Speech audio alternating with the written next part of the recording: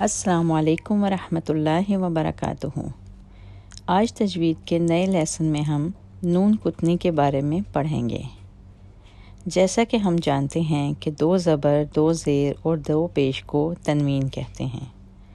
اگر تنوین کے بعد حمزہ وصلی آئے اور اس کے بعد والا حرف ساکن ہو تو تنوین کی ایک حرکت کو ختم کر کے چھوٹی سی نون لکھ دی جاتی ہے۔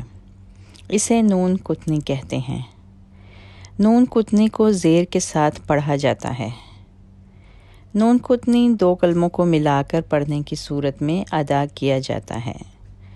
دونوں کلموں کو الگ الگ پڑھنے کی صورت میں نون کتنی نہیں پڑھا جائے گا۔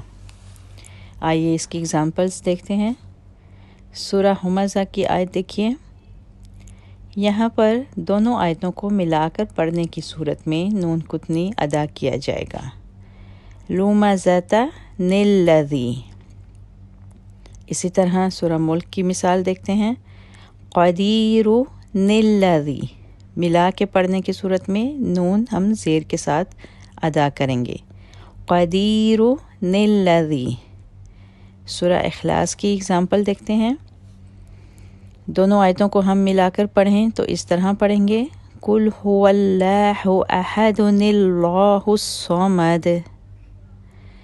سورہ کہف میں جو ہم ہر جمعے کو پڑھتے ہیں، اس کی آیت نمبر 77 اور 88 میں نون کتنی لازم پڑھا جائے گا۔ آئیے اس کی اگزامپل دیکھیں۔ قَرْيَةٍ اسْتَطْعَمَا۔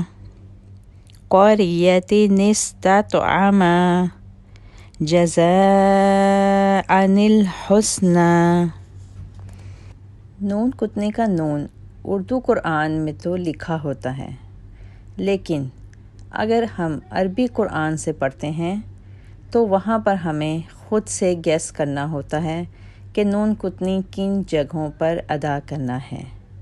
مثلاً ہم نے دیکھا اردو قرآن میں سورہ کہف میں نون کتنی اس طرح چھوٹا سا لکھا ہوگا، لیکن عربی قرآن میں یہی الفاظ اس طرح سے لکھے ہوں گے۔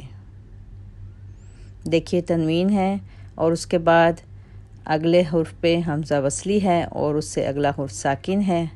یہاں پہ نون کتنی نیچے نہیں لکھا گیا۔